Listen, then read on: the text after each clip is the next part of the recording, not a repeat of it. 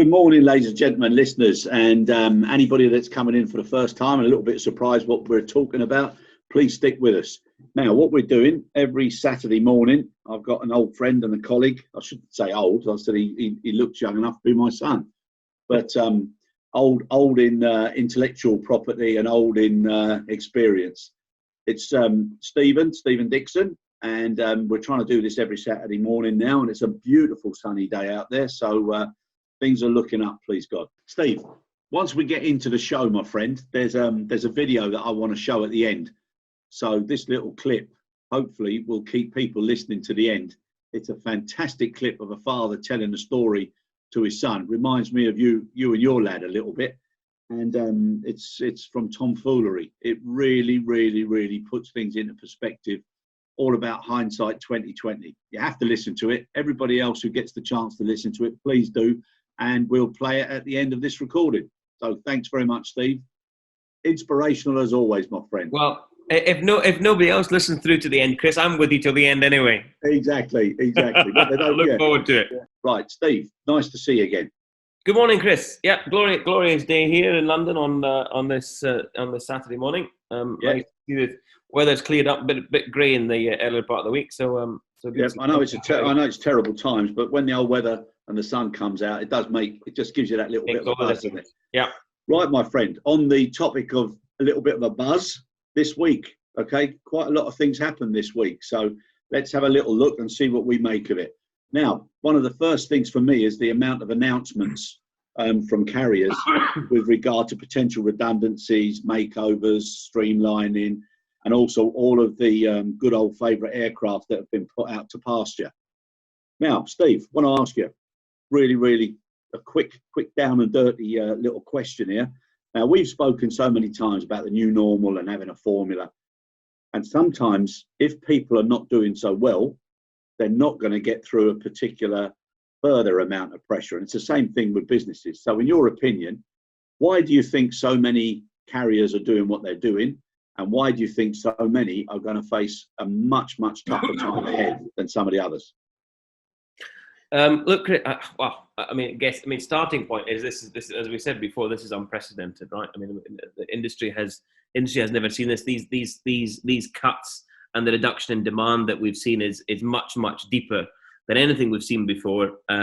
Whether that be September 11th, which was predominantly North American related, had ripples throughout the rest, but predominantly focused on North America.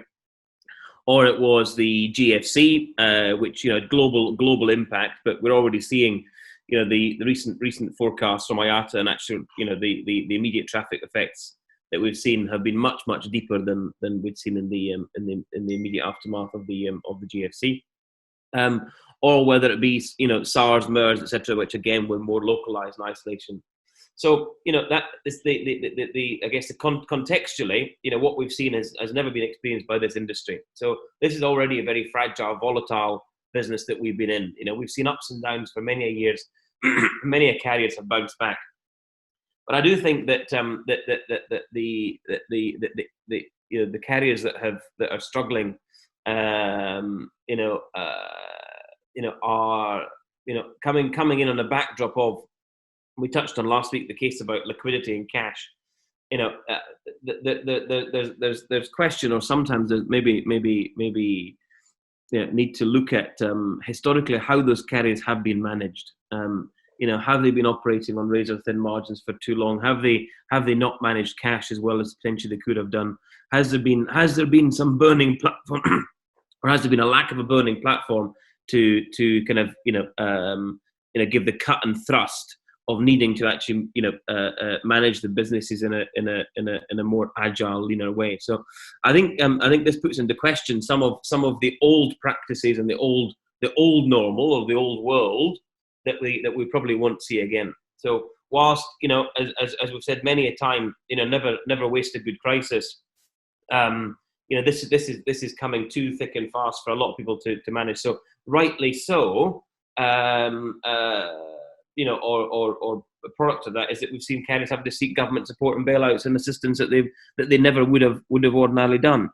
So I think that sort of sums up my views on where the stronger carriers, the carriers that were strong before will always be strong and will be going through a short-term blip, and they're viable. They've got long-term viability, sustainability. The ones that have got questionable business models or questionable style, or a little bit lazy or apathetic when it comes to maintaining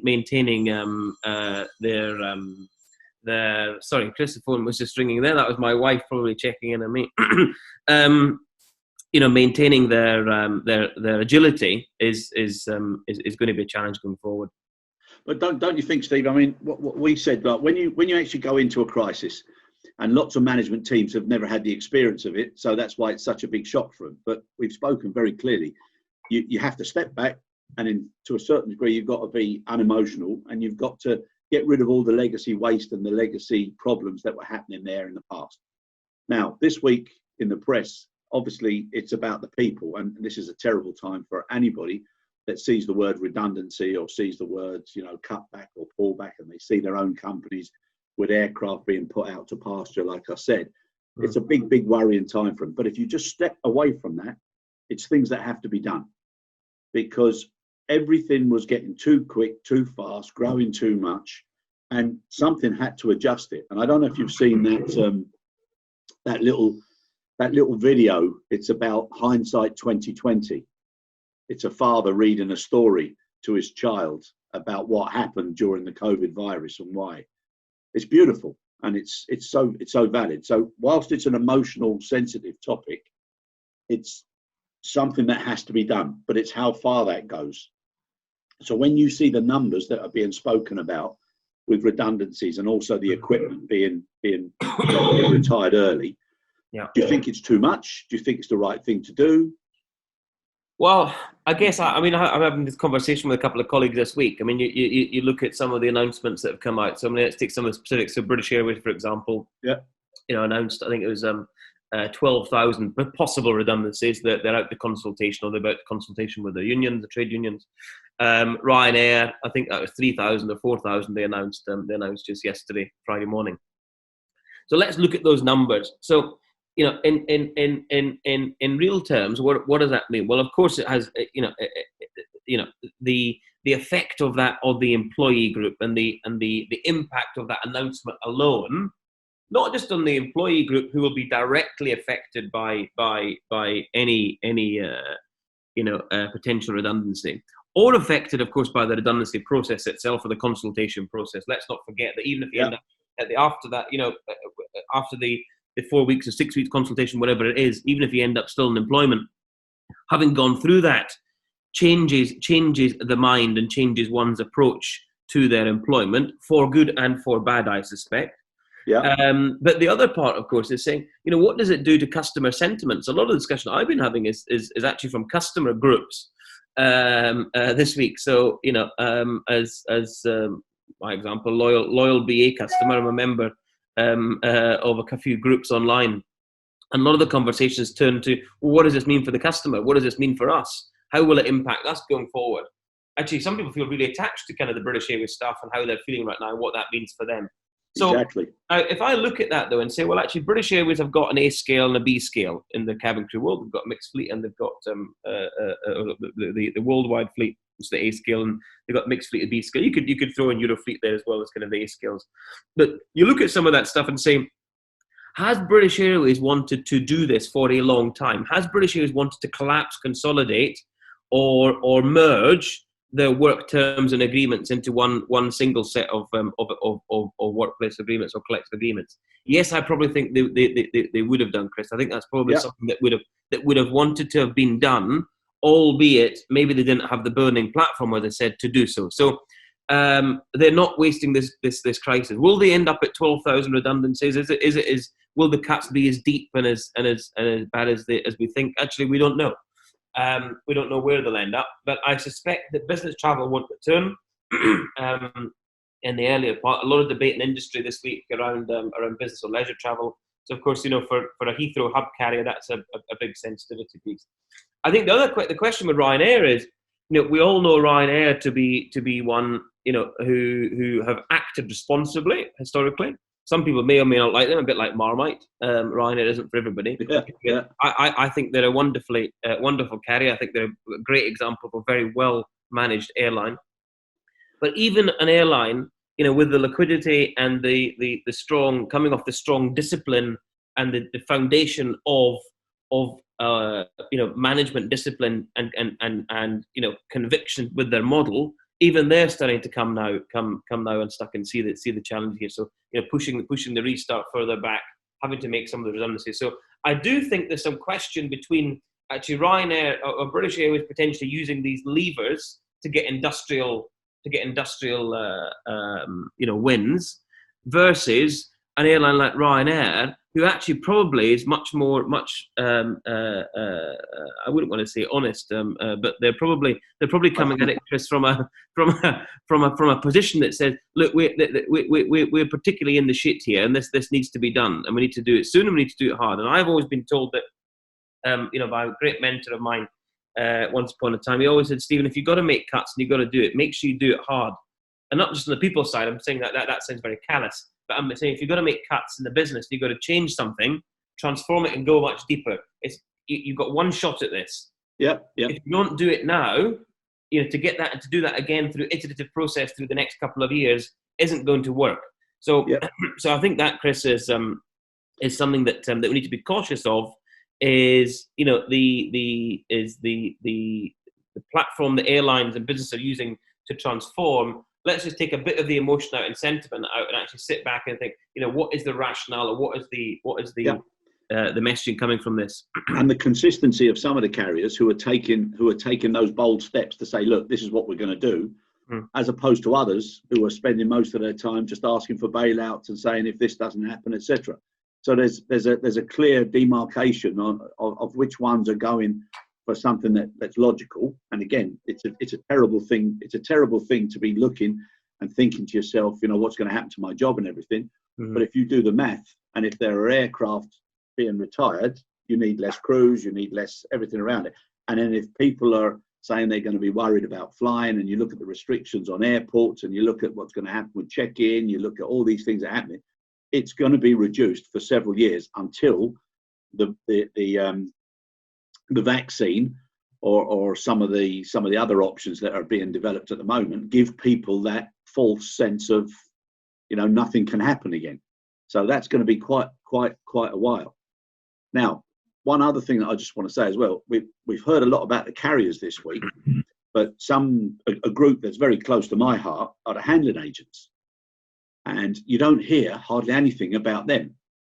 And, at the end of the day, they're the ones who are down in the engine room. They're the ones who are doing all the unloading, the loading, the preparation, the transfer out to the aircraft, etc. There's a huge amount of people there who you hear very little of. And they're also doing an awful lot of work at the moment. Now, the handling agents were on such small margins anyhow, and the business was, depending which side of the fence you're on, was disproportionately balanced. So what's your opinion now on how it's affecting them, and what opportunities they've got now to actually show the value of their business in the chain? Well, I think one's got to be cautious. I think the sort of we've always sort of spoken before. I say we, industry as a general sort of tongue in cheek that handling agents are sort of bottom of the food chain. Yeah. Airlines don't consult with them. They get squeezed. The airport authority treats them, not very well. Handlers have a tough time to kind of, get their voice heard. And I think for the most part, a lot of that is very fair. And we hear that a lot. And you and I, Chris, have touched on having to try and shift that relationship, or shift that, balance. To be more I wouldn't say favourable towards the handlers, but more considerate of the handlers. So, you're starting with that sort of, precursor at the outset before you get into a crisis like this. So I think one has to be very careful about, airlines are arguably the catalyst for air travel. They're the ones that customers can transact with and book a ticket with. And so they've been hit first, and they've seen the effect of that. But of course, what the immediate trickle down effect throughout, whether it's airports, ground handlers, cleaning providers, caterers, all of that ground support and ground servicing within there, it'll be a massive, massive impact. And when you think, airlines are in a fortunate position of having forward revenue bookings. Ground handlers don't have forward revenue bookings. So in terms of their cash and the liquidity, much, much, much, much less than airlines. So yes, airlines are struggling, but for ground handlers, the impact of that is much more severe. I've never done a deal with a ground handler where I've agreed to pay 12 months in advance for my services, like an airline customer would do, or a passenger does buying their ticket, right? So I think what we have to do is just be mindful, Chris, of that, and actually be kind and be considerate when we're engaging with these ground handlers going forward. It's a very easy thing for an airline to do, to write to all the suppliers and say, we want 20% discount. Yeah, exactly, Steve. Exactly. That's what I was coming to. And I've and that's happening. And I don't discount the good intent. What I would challenge your question is saying, look, put yourselves in their shoes. All too often we're thinking about self-preservation, and sort of charity starts at home, as they often well say. I get that, but there has to be some mechanisms or levers that you can use in terms of supporting your suppliers that have looked after you for so long. Because when it comes to the restart, my biggest fear is that a lot of these handlers won't be around, Chris, to restart or support their airline customers with handling when it comes to it. Because when they pick up the call in the middle of July or whenever this restart picks up, and handler XYZ in Ouagadougou, he's no longer there. That's exactly right, Steve. And the fact that people are looking at worst case scenarios now, they've also got to look at best case scenario, because some of the opportunities and the reboots are going to happen so quickly. If they're not ready and capable, it's going to have a damning effect in any case. So it's very precarious. One of the things that we touched on earlier, we were saying that you have to be almost clinical and mechanical with a business decision. Okay, and the easier you can do that, the better the decision, which is what we've seen this last week with people having to do that. I think where the humane and the passionate side comes is once you have to make that business decision, it's then how you treat and what you do with the people that are affected. So whether it's to do with redundancies, whether it's to do with layoffs, whether it's to do with part-time, there has to be a much more focused approach with the fallout from that mechanical or clinical decision. And the same thing with the relationship with carriers and ground handling agents. They've got to start changing the relationship now so it's a sustainable one for both parties. And I think if they do that with the contracts, with the length of terms, with quality related or risk related issues, there's a chance to have a totally different model, because as all these aircraft are being parked up, the capacity is also reducing, which is having a bottom line effect on the handling agents as well. Oh, for sure. I mean, I think we mentioned last week that, even, at the top of the tree with the aerospace, with the OEMs in the broader aerospace industry, looking at Airbus and Boeing, and fair to say that Boeing had a few challenges before we went into this crisis. But I've seen this week that Airbus are now slowing production, and they're now at consultation for 3,000 jobs in Broughton. So for those listeners that don't know, that's the factory down in Wales that does the wing production for many of the for the Airbus family. And Airbus had previously had a very strong platform which to build on because of Boeing's failures or Boeing's challenges in market, particularly with the Max, and Airbus were exploiting that. But of course, this crisis is hitting them also, because the more that airlines are slowing growth, or it'll be negative growth, I suspect, for a few years. I mean, it might be some talks of 5 years before we see recovery to pre-COVID levels. So what does that mean? Well, you talk about retiring aircraft. So we're retiring aircraft, we're sending them out to pasture, aka Victorville, or somewhere in the desert. And airlines were expected then to be taking deliveries of the new 350s or 78s or 321 Neos, 321 ULRs, all fantastic aircraft, 321 is doing an amazing thing for cost versus the 320, etc. So airlines are wanting to get these seat cost advantages of sometimes up to 20% at a unit level. Yeah. But actually, that requires cash. It requires PDPs, pre-delivery payments. The leasing market, I suspect, will maybe have a glut of aircraft in the market now. So you might be able to pick up some used aircraft rather than new, etc. So you see the effect of that it's having more broadly across the wider industry. And when you look at, you think about Airbus or Boeing, actually, I suspect that the stamp on the Airbus or Boeing is in terms of who's manufactured what, probably is very limited. So you look at the massive supply chain and a lot of small local just-in-time manufacturing suppliers, and therefore actually the effect on that and the economy more broadly in the industry employment more specifically as a whole is a challenge. So the problem that I sort of contend with your point, Chris, is yes, once the decision has been made, you've got to do it kindly, honestly, fairly, transparently with your people and bring them on the process, the journey with you. But I just don't know that people have really, or industry has had the chance yet with the numbers that we've seen to kind of sit back, take stock and make those decisions. I think there's been a much more of a, as I said, even the strong carriers like Ryanair, held off anything until now. Now we've been in this, I think we're in lockdown now for about 50 something days. No, it feels like that. I don't know how many days we're on now, but it's only what's it, 45 days or something. 40 something, I think. 40 something. So some of those, I think people were hoping for much more of a kind of a V-shaped recovery. No, that's not and that's gone. So now it's a much more much shallower recovery. So yes, easy to say make decisions early, but much tougher, I guess, in reality sometimes. Yeah, and talking about that reliance on the V recovery, which is definitely not going to happen. Something else, which it surprises me, yet it's good to see that people are thinking in different ways. You look at everybody's concepts with regards to their exit strategy, how to come out of the lockdowns. So Spain now started this morning.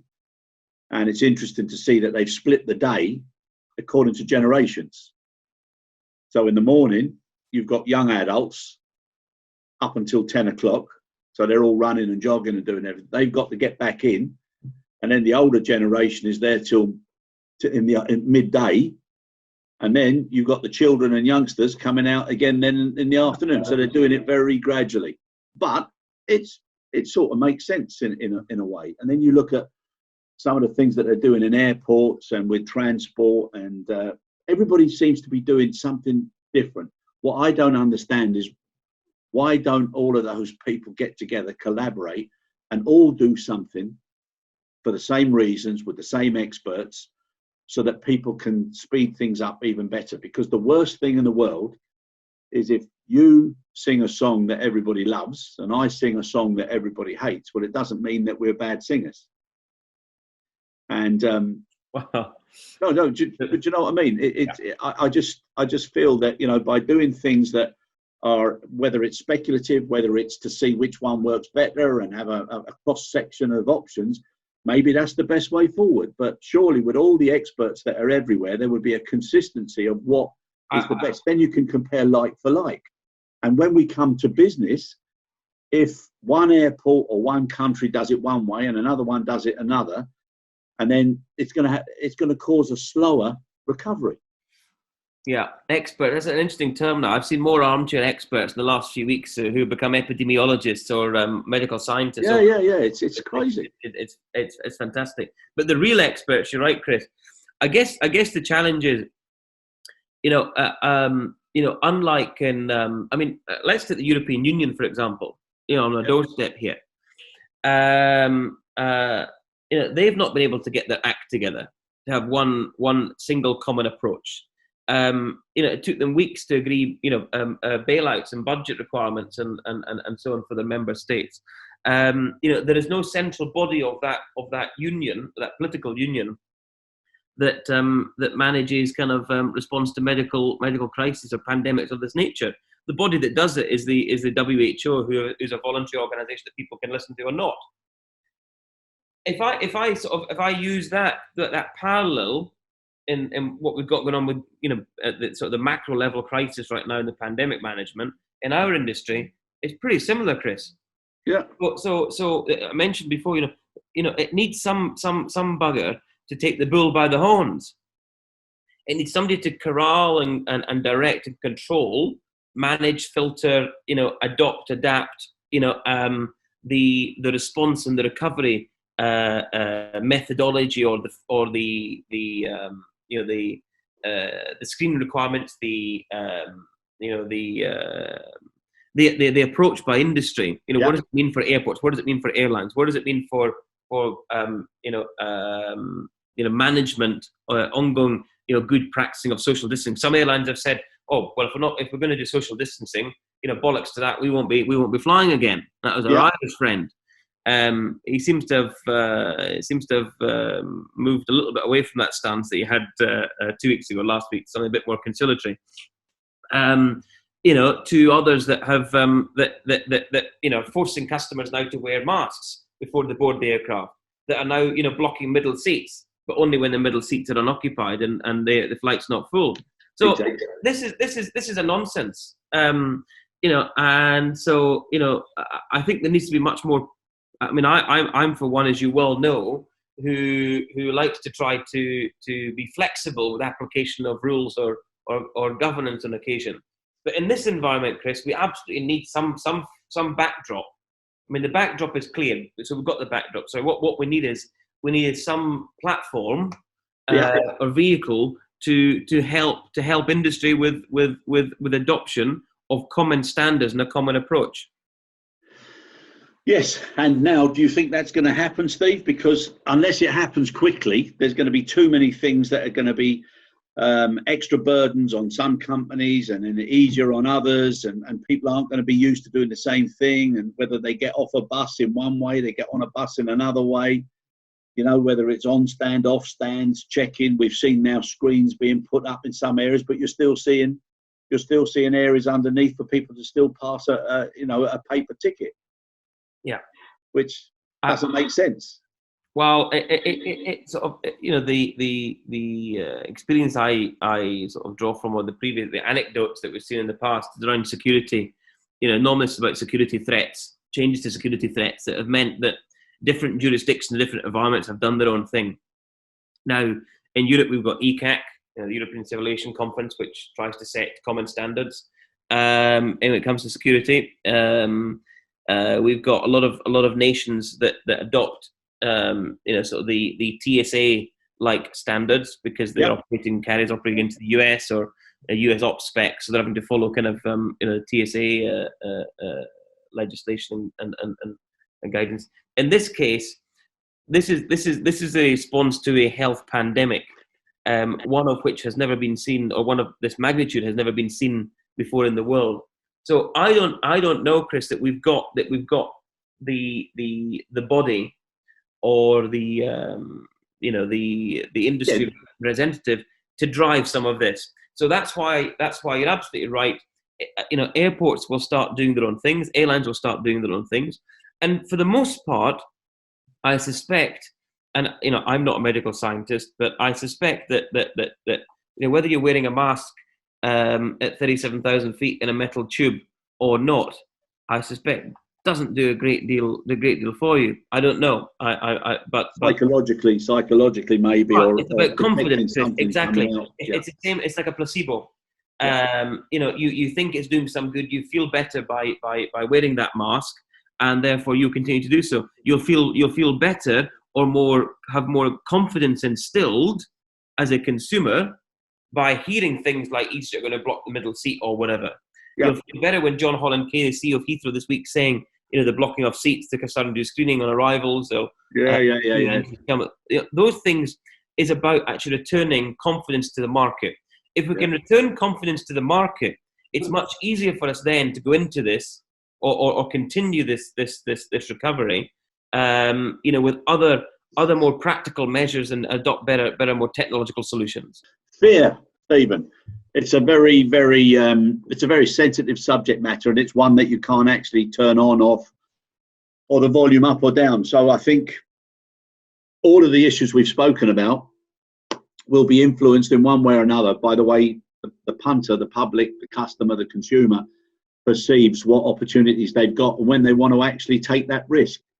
And so there's going to be an awful lot of uncertainty up and until the time that, whether it's therapeutics or whether it's a vaccine or, whatever it is, gives people that ultimate confidence.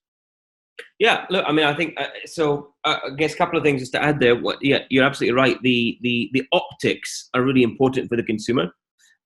So governments that have not been doing the right thing, or regulators or authorities or airports will come in for criticism. Airlines that have not acted properly or responsibly during the crisis in terms of giving the right customer options. And I know we said before, cash is tough, and it's not been easy for the airlines to manage that administratively, that refund process as well. But that will impact people's future return to air travel and their buying behaviours. But thirdly, also, the economic recovery. It might well be a slow burn, and therefore, you look at so all those factors together, whether it's the sort of confidence in the health and that the epidemic has died down, the measures that are in place to control or prevent future outbreak or mitigate, and then actually how much is it now going to cost me to travel, and what available what disposable income have I now got? Because I've burnt through savings in the last few months because I haven't had a job or whatever. So all of that together, Chris, means that I truly believe that this is a very slow burn and slow recovery.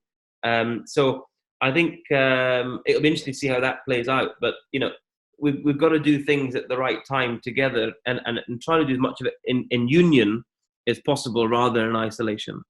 And that's not a bad place to finish on this week, Steve.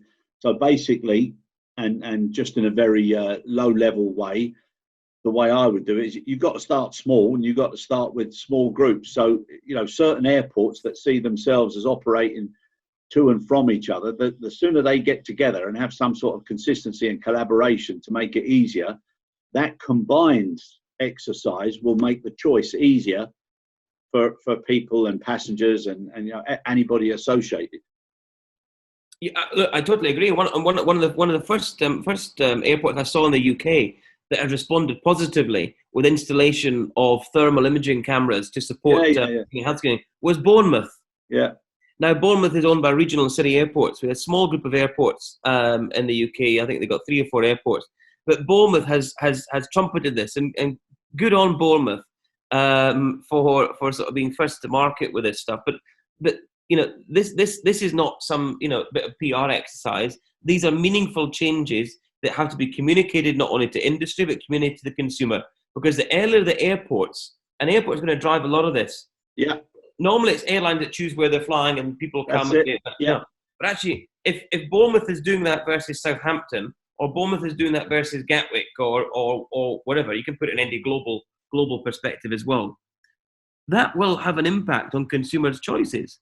Yeah, I'm sure of that, Chris. And historically, people would have travelled for low fares. 2 hours up from Bournemouth, or 3 hours up to Stansted to get a cheap ticket. But now I'm not so sure that people are as willing to return to travel immediately and to make such sacrifices. They'll want the local confidence in local airports. So I think it's a pretty good time for local airports, particularly to get together and start to agree some of this stuff. To share and have the consistency, but also the genuine transparency. And like on that article from Bournemouth and the company that was supplying the equipment, they said it's not a panacea. It doesn't solve everything, but what it does is it reduces to a degree, and it helps with the overall tracing. So that's the most important thing. It's one of 50, 60, 100 measures that are required to return us to a sense of normality. But my example was relevant only in the sense of it's out there, it's communicated, and it starts to help us turn that corner and recover some of what has been lost in the confidence space. Yeah, and I think, like you said, one thing in the old days was how much money have we got and what do we want to spend it on. That's obviously still going to influence to a degree, but now I think people will do a lot more research and they'll say, right, we want this to be as painless as possible, but we want it to be as risk-free as possible. And so they'll actually start looking at what are the measures that people are taking, reduce the risk, and at some point that reduced risk makes the decision to go and that's the way it's going to be. So the quicker they all get together, whether it's in small clusters of airports, but the sooner the airports start directing and saying what needs to be in place, the better. Yeah, indeed.